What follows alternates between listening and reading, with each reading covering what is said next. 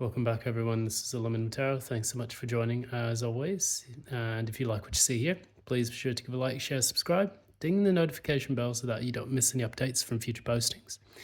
We're going to go ahead. We need to go ahead and try to redo Scorpio's read. There was some absolute cosmological shit show that was going on with your reading, and I just had to stop, basically. I just couldn't make sense of it.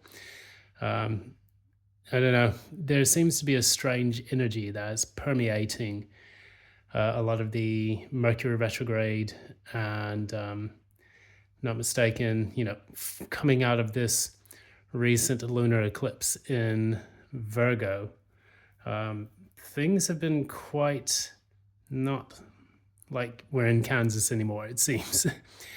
So I'm currently also getting over a bit of a situation right now, which has really got me feeling down in the dumps, but I'm going to try to push through this and cultivate some of that stoic mindset so that way I can get these readings out. We're going to do the sign of Scorpio, Sun, Moon, and Ascendant, and then I'll try to get a few more out. I'll do the best I can over the next few days to get these readings done and then get an even flow of readings for this channel. So without further ado, let's go ahead and pull an oracle message, and then we'll get into the tarot after that. So try to keep these short.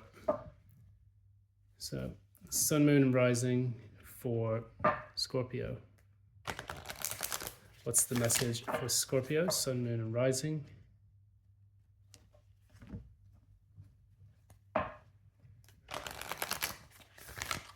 What's the message for Scorpio, Sun, Moon, and Rising for now until a month later?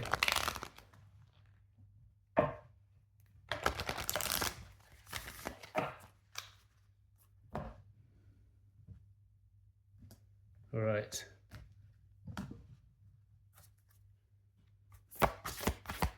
What is Scorpio's message?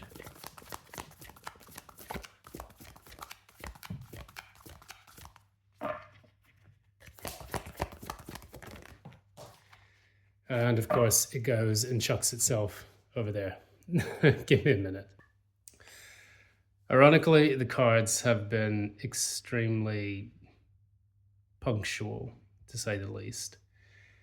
And these readings, this was the exact card that I got for you for the last reading before it went into an absolute tailspin of a message, but it's the exact same card.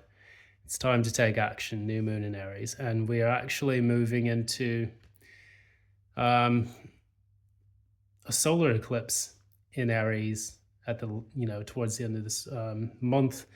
I think they say it's going to take place on the 29th. So you might want to look out for that. That might, be on your radar for a bit. Both of you being traditionally ruled by Mars, this may have something to do with your specific astrological setup. So you might want to be forewarned, because being forewarned is forearmed. So let's see how this reading goes. If it starts bringing out the same cards and all that, I think, you may want to sit up and pay attention to this. All right. Scorpio, Sun, Moon, and Rising. For now, until a month later. Scorpio, Sun, Moon, and Rising. For now, until a month later. Scorpio, Sun, Moon, and Rising. From now until a month later.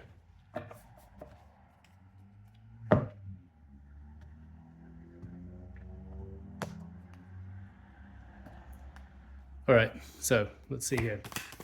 Scorpio's current energy. Page of Cups, challenge.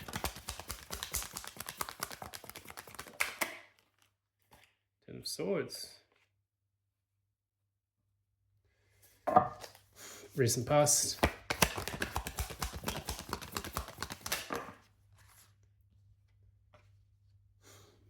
Six of Pentacles.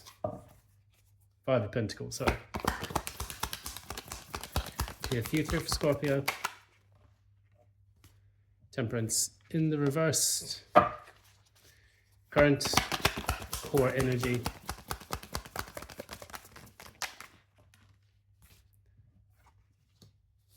Queen of Wands. Current crown energy. The Emperor in the reverse. And the ultimate outcome. Six of Cups. Yeah, it's still a shit reading. Sorry, Scorpio, I hate to be the bearer of bad news, but as again, we are in strange times here. We have the Six of Wands in the upright, so that's kind of good. And it kind of shows that, you know, after the rain comes the rainbows, you know. Can't rain all the time, as they say in the movie The Crow. We're going to try to understand what this means in the broader context of stuff.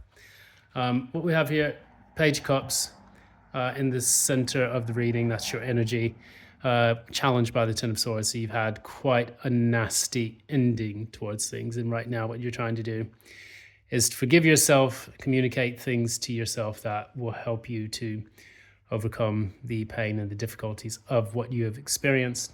What precisely was it that Scorpio had experienced? What did Scorpio experience? What did Scorpio experience? Wow, so we pulled two nines. We have the Nine of Cups moving to the Nine of Wands. So that means you were in a situation that you thought was your wish fulfillment, but then it actually moved into a period of being guarded and defensive. So it was likely you were in a love relationship with someone, or it could have been a job or career related situation. But you did avert a disaster. You avoided a disaster here with this individual that you were with. You're going to have to, I guess, based on the challenge, you're going to have to heal from this situation. It's going to be really difficult to try to make this situation end completely. And with this Ten of Swords, this is one of the most brutal Ten of Swords I've seen in quite a bit of time. Because I am a Taurus, and there's Ten of Swords going right in the bull, which kind of reminds me of the Matador, who's, shoots spears and all that into the bull in order to celebrate the ending of difficult periods and so on. I think that is according to Spanish lore and culture. The reason why they do the whole Matador stint in Toledo and whatnot is because the Matador actually represents Sagittarius. And Sagittarius, it does have sage in it, but it also translates to slaying of the bull. And it's about getting into the lighthearted energies after a difficult period of toil and labor. Toil and labor being us Tauruses, Taurians, if you want to call it that. So looking at the past, we've got Five of Pentacles, and this is the Two of Cups in the reverse. So that is the relationship information that was being presented to us previously. We talk a little bit about loss and getting over that loss based on a relationship in which you disconnected from something that was very important to you. Supposedly, a person that, when you have this falling out, you have to leave them out in the cold, and you're getting over those feelings of inadequacy and lack of self-worth and so on that are associated and tied up with these types of disconnects. And they can never be easy, but what you want to do is not try to bottle up your emotions. You want to let them flow freely. We see this Two of Potions here, which, you see these in bottles as opposed to in cups in this particular deck, which is the Nightmare Before Christmas deck. And the other deck here is the Wild Unknown Tarot.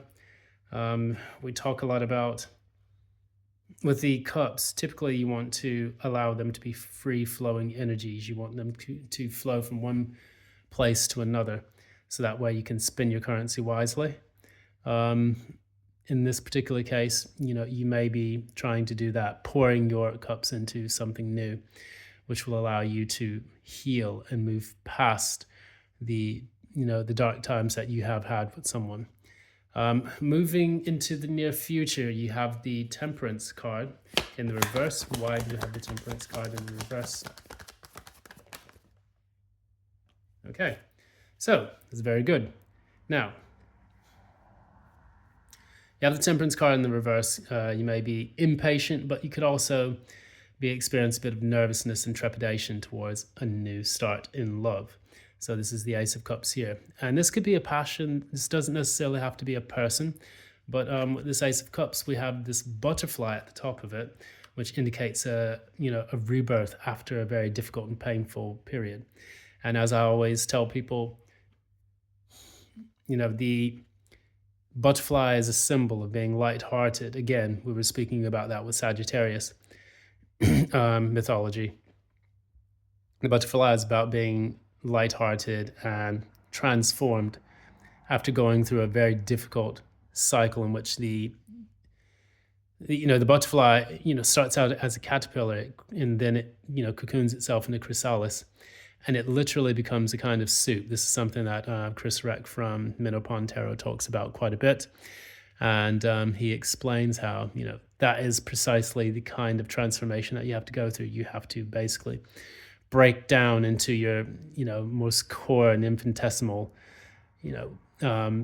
bits and pieces before you can be reassembled. And that is precisely the energy that takes place with Kintsugi medicine that I speak about with this channel, which is at the core of everything that I speak about. Moving into that, through understanding that kind of transformative process, you will then start to refill your cup, based on the things that you've learned from it, based on your ability to, integrate those shadow periods into your true self. So that way you can go through the Jungian process of individuation, becoming a more authentic individual by allowing yourself to synthesize the light and the dark together. And that is what the Temperance is about. It's about taking two separate pits and integrating them together, experimenting. It's a process of alchemy.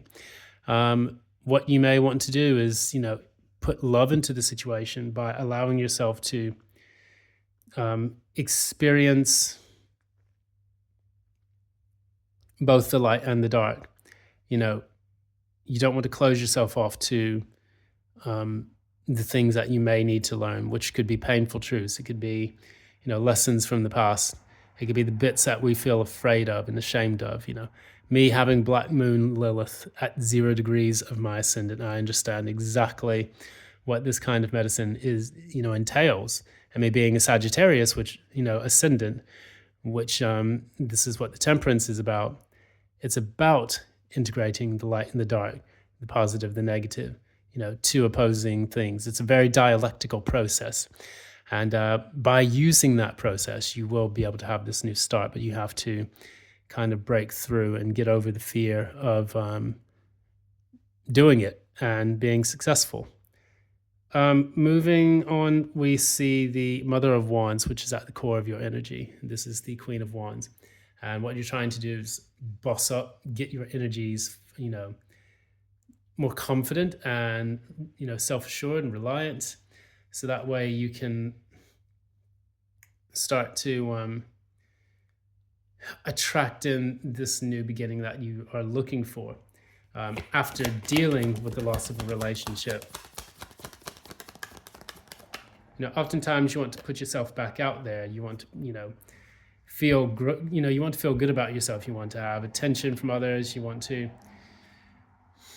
attract in the things that will help you to have a fulfilling life, like maybe money, finances, friends, family, and all that. Clarifying the Queen of Wands is the Queen of Swords. So you have two queens here. And this is very feminine energy that's going to allow you to step into your power. In order for you to get this Queen of Wands energy, you're going to have to also step into Queen of Swords, which is discernment, understanding, synthesizing and breaking down what it is that you experienced in the past, getting clear on what it is that you want in the future, so that way you don't attract the wrong people into your lives again, or you don't make the same mistakes from the past as you made with the previous relationship or previous job or whatever it is. Moving forward, we have a lot of fours here, so fours and sixes. So we have we have number 4, which is the Emperor. And we know that with the Emperor, I'm almost certain that you had this card here previously. With the Emperor, it's about stability, and it's a person who takes up in arms in order to bring stability to a situation. And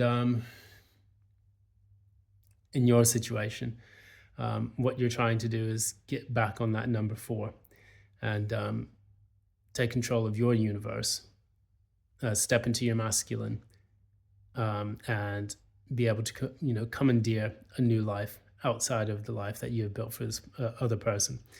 Conversely, if you were in a relationship with an Aries, which is the Emperor, that is basically coming to an end, which is what you are consciously aware of. Because the Emperor is in reverse, you may have understood that you had issues with power dynamics, control, negativity, so on and so on. Let's clarify the Emperor.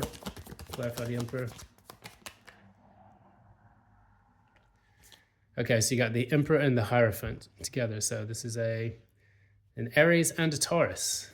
You may either be dealing with both an Aries and a Taurus, or an Aries with the Taurus placements in their chart. But with this, these are 2 major arcana cards. So this is definitely a person. You have stepped into... Oh, God. You have stepped into an energy. I'm almost getting a person who is just not wanting to deal with commitment anymore. Both the Hierophant and the Emperor, both the Hierophant and the Emperor are cards of commitment. The Emperor being the husband, the Hierophant being the the priest who is wedded to their cause or their litany. And with the 2 of these, Hierophant can represent marriage, but marriage in the reverse is definitely like a breakup of a marriage or a long-term relationship. And this may have been with an Aries. I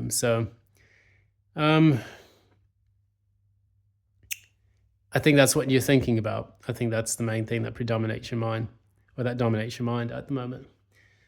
Thinking about the loss of this person, thinking about the loss of your Emperor, and the disconnect that you've had from them. And in the very end, we have the 6 of Cups in the reverse. Let's clarify that a little bit.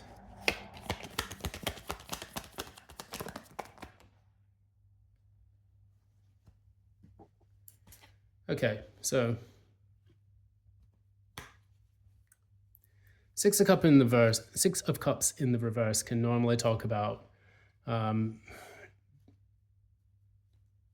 difficult times with looking at the past with a certain level of nostalgia, maybe thinking negatively on the past, or maybe not being able to tap into your childlike ways, which allow you to dream and imagine what it is that you want. But with the Empress and the Moon in the reverse, I think you're going to start to, over time, find little ways in which you can grow and expand yourself to allow these new periods of love to come in. I see also a revealing of your self-worth. And I think what you may want to do is, instead of looking negatively at the past, maybe this is advice telling you, slowly reveal to yourself over time the things that bring to you your sense of self-worth. And I think that that's going to be the best way forward. It is easy to want to run away from new starts in love, run away from new beginnings, but I think you're going to be challenged by bringing an end to the things that you wanted to last forever, which the Emperor is kind of one of those cards in the Hierophant as well. Those are both cards of permanence. I think what you're trying to do is step into the Empress, which is creating the new reality. Never look at that as something that is a detriment for you. I think that you have the capabilities and the skills and qualities to do this, and you will have to step into that feminine energy. You have the Mother of Wands, Queen of Swords, Queen of Wands, Queen of Swords, and the Empress. The only two missing are the Queen of Cups and the Queen of Pentacles. So integrating the opposite in there, which is, water and okay, yeah, it's a bit late. Sorry about that. Earth and water, integrating earth and water in there, that's going to help bring you to the Empress cards and that Empress energy, which is going to put you back on your best and hopefully, bring in the love that you want to have, because you have to step into the energy of the love that you want. I mean, that's really what the Empress talks about. She attracts things because she is all those things. She is love. She is abundance and prosperity and things of that nature. So she emanates that energy. Therefore, she can germinate and gestate anything that she wants. So that's going to be the message for you today. This is Aluminum Tarot. Thanks so much for joining as always. If you like what you see here, please be sure to give a like, share, subscribe, ding the notification bell so you don't miss any updates from future postings. I'm going to get off here now. Thanks so much. And until next time, love and light.